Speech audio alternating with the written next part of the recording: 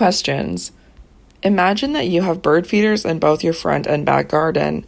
In the morning, birds only visit one of these to feed, whereas in the evening they visit both. What factors could explain this difference, and how would you set up an experiment to test your hypothesis? It might be the wind or the sunlight in one of the yards. It could also be predators in one of the yards and not the other in the later part of the day. If they don't visit the front yard in the morning, maybe there's more traffic then that detracts from the spot. How would you set up an experiment to test your hypothesis? Well, you could control for variables, so you could make the light and the wind the same in both yards, or you could you could make an area in both yards where it's kind of like sequestered away from predators as well, that's in the same size area. You could record the sounds in both the front and backyard and compare how they vary, and then maybe you could play the sounds from one yard into the other yard. That might not work very well. Many parents relate amazing cognitive abilities of their own children, such as recognizing voices just after birth, using words at a very young age, or imitating behaviors that they observe in older children. Can these anecdotal reports ever be used to develop theories of cognitive development? Well, that's what anecdotal reports are good for, developing theories of cognitive development. So as opposed to but it's not the end point, right? They serve as inspiration for you to conduct experimental studies to prove the hypotheses or get evidence for them. So yes, but it's near the initial point in the research, not near the end point. If scientists could determine that only humans have the ability to mentally represent numbers beyond 10, what would this tell us about our own evolutionary history?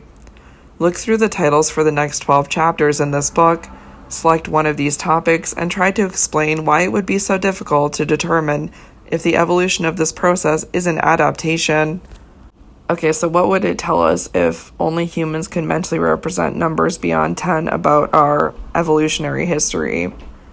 It would mean that there was a survival pressure to know how to do this. It helped us adapt, and that is unique to humans that other animals haven't had to go through. Maybe because the complexity of our society is higher, we've needed to know how to do that, but other animals have functioned totally fine without this.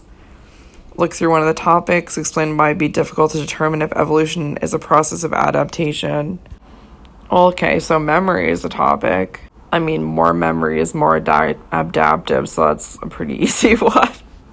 In the past, many psychologists who studied behavior in the lab measured responses, such as lever pressing in rats, that were not part of a species' behavioral repertoire in the natural environment. What are the advantages and disadvantages of this approach? So an experimental approach has the advantage of controlling for variables that you don't want to affect your dependent variable. But the disadvantage is you're not creating the ecosystem of the animal properly or the social group that it is in.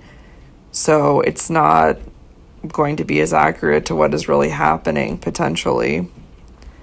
Given the definition of natural selection, what is artificial selection? When does it occur? And what are the advantages and disadvantages of this process?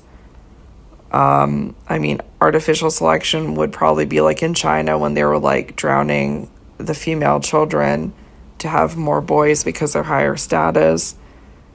An advantage would be they had higher status children. A disadvantage would be you need half the population to be women, ideally. If damage to one small part of the human brain produced a deficit in the ability to find their way around, could one infer that this is the natural site of spatial navigation? Why or why not? No, you would need to do more research because it could be the interactions of a bunch of systems, or it could be messages sent from one part of the brain to the other, and you just made a lesion on the part between those two sections. You need a lot more information still. Although humans and chimpanzees are considered close evolutionary relatives, a common ancestor linking the two goes back at least 4 to 6 million years. The spread is far greater for humans and rodents, Yet rats and mice are the most common animal model of human conditions, such as Alzheimer's disease. Does this cause problems for interpreting data from these studies? Why or why not? Yeah, it absolutely does. Every psychology class I take tells you when you're looking at studies to make sure it's not mice studies if you want to compare it to humans. It absolutely does.